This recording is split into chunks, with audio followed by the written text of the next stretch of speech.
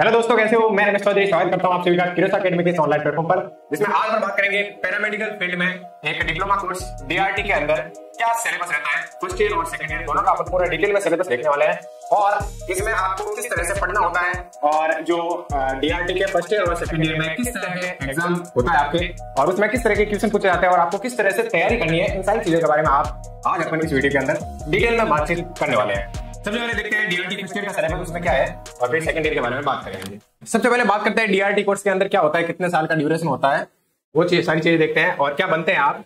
तो radiation technology use x-ray and imaging techniques to study internal body part. देखो mainly DRT के अंदर अपन radiation का यूज करते हैं बॉडी के इंटरनल पार्ट की स्टडी करने के लिए, जैसे एक्सरे हो गया, सीटी स्कैन हो गया, एमआरआई हो गई। इसके अंदर अपन बॉडी के अंदर उसके एनाटॉमी और उसके अंदर फिजियोलॉजिकल फंक्शन देखने के लिए अपन इस डीआरटी के अंदर जो एक्सरे है उनका अपन यूजेस करते हैं।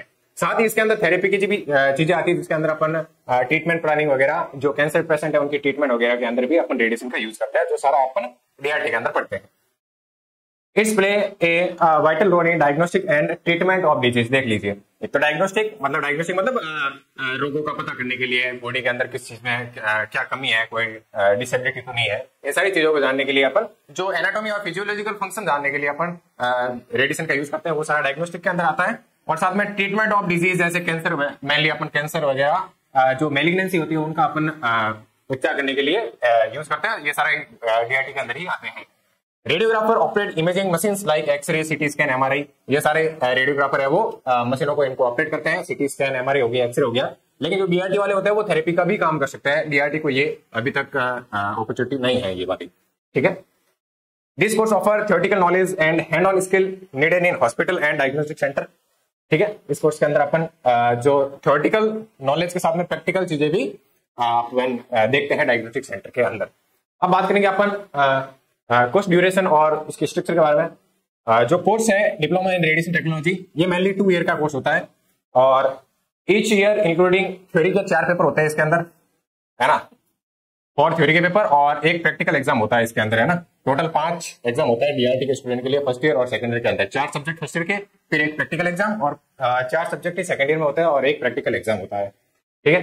फोकस एरिया जैसे एनाटॉमी होगी, फिजिक्स हो गई, रेडियोग्राफी हो गई, डार्क रूम टेक्निक हो गई, साथ में रेडियोथेरेपी हो गई, पेशेंट केयर हो गई। ये सारे जो सिलेबस के अंदर ये सब्जेक्ट आते हैं आपने मेनली डीआरटी के अंदर, है ना।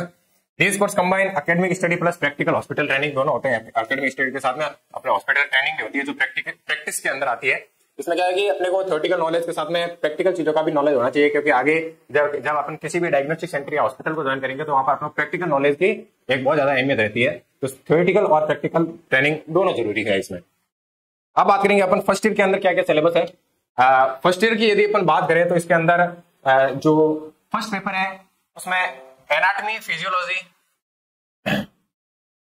इसके अंदर क्या है, एना, फिजियो और पैथो का एक ही पेपर होता है, जिसके अंदर अपन क्या देखेंगे, बॉडी ऑर्गन, टिश्यू और डिजीज के बारे में देखेंगे। मेनली एनाटॉमी और फिजियोलॉजी के अंदर अपन देखेंगे कि जो बॉडी की एनाटॉमी है वो किस तरह से, इसके अंदर बोन्स हो गई, जॉइंट्स हो गए, इनकी डिटेल में स्टडी हो गई। साथ में अलग अलग तरह के सिस्टम हो गए, जैसे कि रेस्पिरेटरी सिस्टम हो गया, है ना, डाइजेस्टिव सिस्टम हो गया, रिप्रोडक्टिव सिस्टम हो गया और एक्सक्रीटरी सिस्टम हो गया। जितने भी बॉडी के सिस्टमेटिक जो भी चीजें हैं वो सारे अपन एना और फिजियो के अंदर देखेंगे। साथ में इसके अंदर जो ये पेपर है इसके अंदर पैथोलॉजी के भी कुछ क्वेश्चन आते हैं। पैथोलॉजी जैसे कि एनीमिया, ल्यूकेमिया, कैंसर हो गया, ये जो पैथोलॉजी के सब्जेक्ट है इनके भी इस फर्स्ट पेपर के अंदर क्वेश्चन आते हैं। जनरली एना और फिजियो के ज्यादा क्वेश्चन आते हैं, पैथो का एक आध क्वेश्चन आ जाता है कभी कभी, है ना। इसके अंदर जितने भी सिस्टम है, बॉडी के सिस्टम है, उन सारों के बारे में अपन बात करते हैं इस सब्जेक्ट के अंदर। और साथ ही स्ट्रक्चरल पार्ट हो गया बॉडी का, बॉडी की एनाटॉमी हो गई, बोन हो गई, जॉइंट हो गई, इन सारी चीजों के बारे में, बोन का किस तरह से फॉर्मेशन होता है, ऑसिकुलेशन होता है, इन सारी चीजों के बारे में इस सब्जेक्ट के अंदर पूछा जाता है। फिर बात करेंगे रेडियोलॉजिकल फिजिक्स, है ना। रेडियोलॉजिकल फिजिक्स जिसके अंदर basic electricity, magnetism and x-ray production. देखो जो यहाँ पर जो रेडियोलॉजिकल फिजिक्स है, ये जो अपने 12th की और 11th की फिजिक्स है उससे थोड़ा रेडिएशन टाइप एक और फिजिक्स आ जाती है। मतलब रेडिएशन किस तरह से प्रोडक्शन होता है, रेडिएशन किस तरह से आगे काम करती है ना। तो इन सारी चीजों के बारे में इस सब्जेक्ट में बताया गया है। लेकिन इसमें जनरल फिजिक्स भी है जो आपने 11th 12th में पढ़ी है फिजिक्स, जैसे मैग्नेटिज्म हो गया, इलेक्ट्रिसिटी हो गया, ओम्स लॉ वगैरह, ये सारी चीजें भी इसमें पूछी जाती है। वर्क, पावर, एनर्जी वगैरह, मैग्नेटिज्म हो गया, ये सारी चीजें भी जनरल फिजिक्स है वो भी इसके अंदर पूछी जाती है।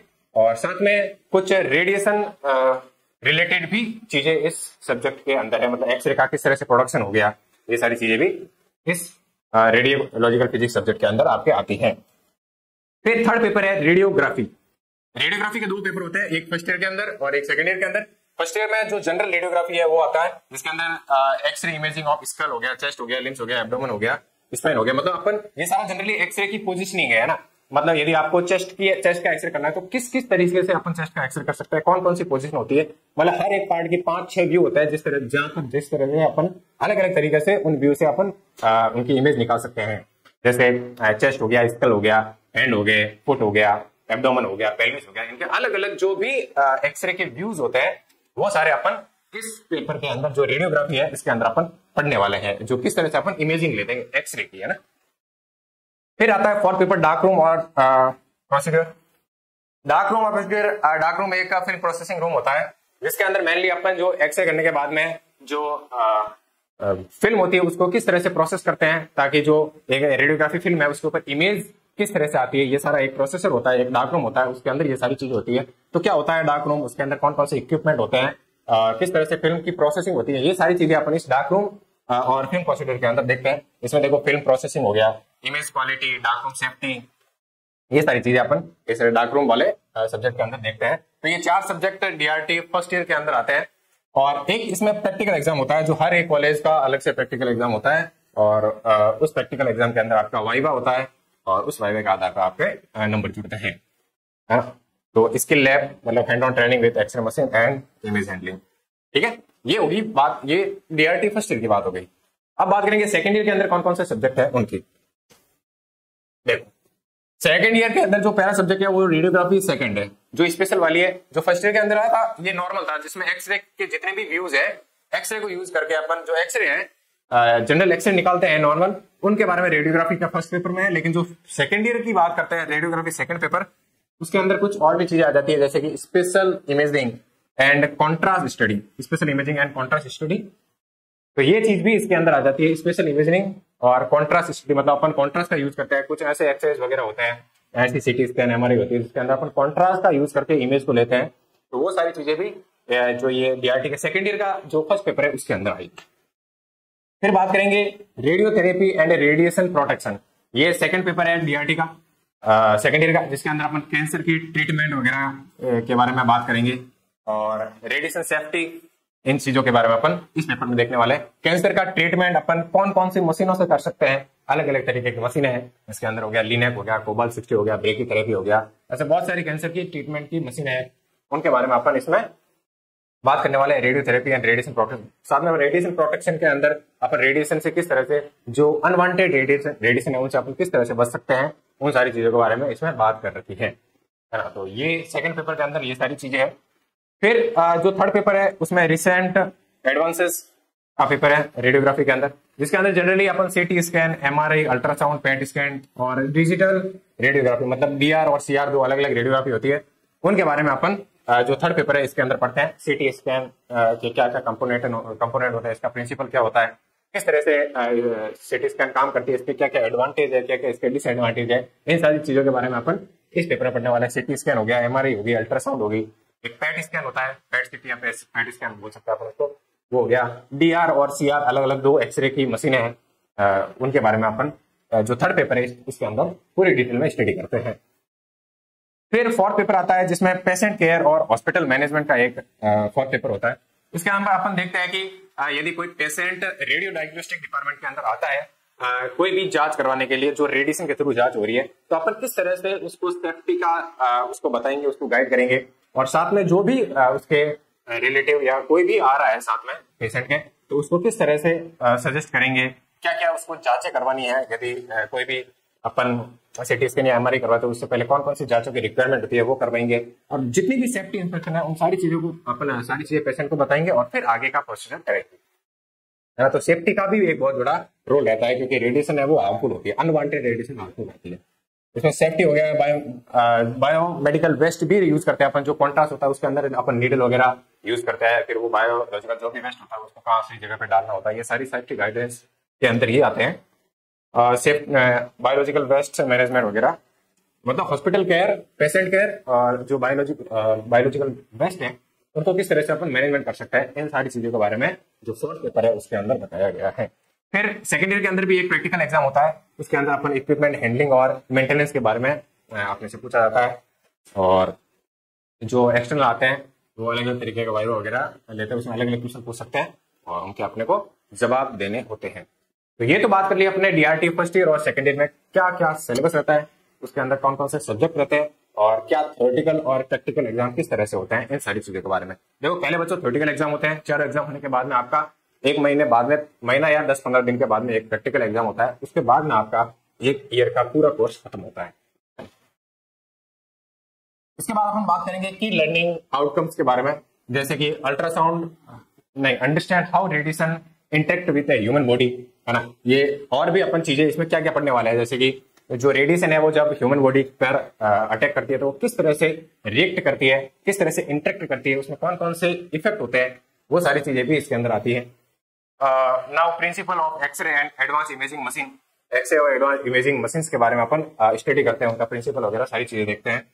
और skill in positioning patient and capturing diagnostic image, patient की पोजिशनिंग वगैरह करना, उसमें डायग्नोस्टिक को डायग्नोस करना, ये सारी चीजें रहती है इसमें। Learning film processing, radiation safety and quality control, ये सारी चीजें, फिल्म को किस तरह से प्रोसेस करते हैं डार्क रूम के अंदर और रेडिएशन की सेफ्टी को ध्यान में रखते हुए ये सारी चीजें करनी होती है। क्वालिटी कंट्रोल मतलब अच्छी इमेज आनी चाहिए, अच्छी क्वालिटी की इमेज आनी है, ये सारी चीजें अपन यहाँ पर देखते हैं। Be ready to assist doctor and radiologist, है ना, इनके साथ भी अपन असिस्ट करते रहते हैं, डॉक्टर और रेडियोलॉजिस्ट। प्रैक्टिकल ट्रेनिंग क्या रहती है, इसमें रेगुलर ट्रेनिंग रहती है हॉस्पिटल रेडियोलॉजी डिपार्टमेंट के अंदर। Exposure to diagnose procedure like chest x-ray हो गया, सीटी, एमआरआई, अल्ट्रासाउंड, ये सारी चीजों के बारे में अपन इसमें प्रैक्टिस करते हैं। Learn dark room work, patient handling and fertilization, ये सारी चीजें भी अपन इसमें देखते हैं। और प्रैक्टिस कॉन्ट्रास्ट मीडिया स्टडी, जैसे बेरियम मील हो गया, आईबीपी हो गया, ये कुछ कॉन्ट्रास्ट को यूज करते हुए अपन एक्सरेज वगैरह करते हैं, तो उनके नाम है, इसमें बेरियम वगैरह लेते हैं, आईवीपी होती है, ये सारी चीजें अपन कॉन्ट्रास्ट का यूज करते हुए स्टडी करते हैं अपन, है ना। इन सारी चीजों के बारे में भी एक ट्रेनिंग हाईलाइट है, इन चीजों के बारे में अपने को ट्रेनिंग करवाई जाती है। और evaluation through viva, lab session and practical exam, इन चीजों को मतलब वाइवा के थ्रू और प्रैक्टिकल एग्जाम के थ्रू अपन जब प्रैक्टिस करते हैं तो इसमें और ज्यादा एवेल्यूएशन हो सकता है। कैरियर अपॉर्चुनिटीज क्या रहती है, यदि आपने डीआरटी कर लिया तो उसके बाद में क्या क्या कैरियर अपॉर्चुनिटी है आपके पास, उनके बारे में देखते हैं। एक्सरे टेक्नीशियन बन सकते हैं या फिर रेडियोलॉजी असिस्टेंट बन सकते हैं, ना। इसमें आपको यदि डीआरटी कंप्लीट करने के बाद में आप टेक्नीशियन फील्ड के अंदर जा सकते हैं, रेडियोग्राफर बन सकते हैं आप। साथ में सीटी स्कैन एमआरआई टेक्नीशियन, मतलब यदि अपन अलग से यदि स्पेशलिस्ट बनना चाहते हैं तो सीटी स्कैन या एमआरआई टेक्नीशियन बन सकते हैं। Radiation therapy assistant, dark room, इसको एक बार रिपीट करते हैं। डार्क रूम टेक्नीशियन बन सकते हैं, एक्सरे टेक्नीशियन बन सकते हैं, सीटी स्कैन एमआरआई टेक्नीशियन बन सकते हैं। और गवर्नमेंट हॉस्पिटल के अंदर अपने को जॉब मिल सकती है, जो भी स्टेट में जितने भी गवर्नमेंट हॉस्पिटल है उनको सीधे डीआरटी करने के बाद में, अभी जो राजस्थान गवर्नमेंट है उसके अंदर तो सीधी भर्ती आती है, तो अपने परसेंटेज के बेस पर आपको सीधी गवर्नमेंट कॉलेज मिलने वाली है। साथ में एम्स हो गया, और ये जितने भी प्राइवेट डायग्नोस्टिक सेंटर और लैब है यहाँ पर भी आप काम कर सकते हैं डीआरटी करने के बाद में। लेकिन एम्स के अंदर क्या रहता है कि इसके अंदर जो डिप्लोमा कर रखा है उसको 2 ईयर का एक्सपीरियंस रहना पड़ता है किसी भी गवर्नमेंट या मिनिमम 150 से 200 जो बेड है ऐसे वाले गवर्नमेंट हॉस्पिटल से आपको एक्सपीरियंस लेना पड़ता है, 2 साल का मिनिमम एक्सपीरियंस चाहिए होता है। उसके बाद में आप एम्स का एग्जाम देके एम्स के अंदर भी आप अपनी नौकरी कर सकते हैं। Then pursue BSc in radiology and imaging technology, DRT करने के बाद आप बैचलर डिग्री भी कर सकते हैं। डीआरटी करने के बाद यदि आप बैचलर डिग्री में एडमिशन लेना चाहते हैं तो आप बैचलर की सीधे सेकंड ईयर में एडमिशन ले सकते हैं, है ना। तो डीआरटी 2 साल करने के बाद में आप सीधा बीआरटी के सेकंड ईयर में करके सेकंड ईयर थर्ड ईयर करके 4 साल में आप डिग्री और डिप्लोमा दोनों ले सकते हैं। ये भी आपको एक अपॉर्चुनिटी रहती है। यदि जिसको बैचलर डिग्री करनी है तो वो डीआरटी के 2 साल करने के बाद में सीधा बैचलर डिग्री के अंदर एडमिशन ले सकता है, और सेकंड ईयर से शुरू होगी फिर वहां पे सेकंड ईयर और थर्ड ईयर, मतलब 2 साल की बैचलर और 2 साल की ही डिप्लोमा, तो 4 साल में दोनों हो जाएंगे आप। तो ये कुछ कैरियर अपॉर्चुनिटीज थी। Final message, why choose this field, आपको ये फील्ड क्यों चूज करनी चाहिए। Respected and stable health care career है इसके अंदर, है ना। आप एक डायग्नोस्टिक सेंटर पे काम करेंगे, हॉस्पिटल के अंदर सीटी स्कैन एमआरआई को हैंडलिंग करेंगे, तो एक रिस्पेक्टेड जॉब है ये, है ना, और अच्छा करियर है इसके अंदर। Evolving with modern imaging technologies, है ना, बहुत मॉडर्न मशीनों के साथ में आप काम करने वाले हो, इसमें भी एक अलग ही इंटरेस्ट रहेगा आपके। High demand across hospital and diagnostic centre, है ना। अभी जो ये फील्ड है रेडिएशन, जो डीआरटी वाली डिप्लोमा रेडिएशन टेक्नीशियन की फील्ड, मतलब मार्केट के अंदर रेडिएशन टेक्नीशियन की अभी बहुत ज्यादा डिमांड है ना। हर जगह पर नए नए प्राइवेट डायग्नोस्टिक सेंटर खुल रहे हैं, तो गवर्नमेंट के अलावा भी यदि किसी को गवर्नमेंट जॉब नहीं लग रही है तो प्राइवेट सेक्टर में अच्छी खासी सैलरी अर्न कर सकता है इस फील्ड में, क्योंकि हर जगह, हर स्टेट, हर सिटी के अंदर बहुत ज्यादा रिक्वायरमेंट है रेडिएशन टेक्नीशियन की, तो आप प्राइवेट फील्ड के अंदर भी अच्छा खासा अर्न कर सकते हैं, है ना। और serve humanity by detecting disease early, है ना। एक तरह से देखा जाए तो आप भलाई का काम ही कर रहे हैं ना, रोगों की जांच करके मरीज को उसके इलाज में अपन सहायता कर रहे हैं, तो ये एक अच्छी बात है ना। तो अपन ह्यूमैनिटी का काम करते हैं। Perfect for student who love science technology and helping other, है ना। आप किसी दूसरों की सहायता करना चाहते हैं, जो भी बीमार है, पीड़ित है, उनकी आप सहायता करना चाहते हैं अपने एक्सपीरियंस से, तो इससे अच्छी बात तो क्या ही होगी अपने लिए, है ना। तो ये कुछ फाइनल मैसेज है आपके लिए। थैंक यू बच्चों, ये था DRT diploma in radiation technology course का कंप्लीट सिलेबस। अब बच्चों इसमें देखो मेन बात ये आती है कि आपने डीआरटी में एडमिशन ले लिया, आपने कोर्स भी देख लिया, अब बात आती है कि तैयारी कहां से करें, है ना। कुछ ऐसे जगह मिल जाए जहां पर सारा कोर्स एकदम अच्छे से डिटेल में पढ़ा रखा हो, साथ में एक्सपीरियंस टीचर आपको अच्छे से गाइड करे, और किस तरह से एग्जाम पैटर्न आता है, उस एग्जाम पैटर्न में आपको किस तरह से क्वेश्चन करने होते हैं, ये सारी चीजें की मन में आती है कि जब भी एडमिशन ले लिया तो ये सारी चीजें कहां से करें।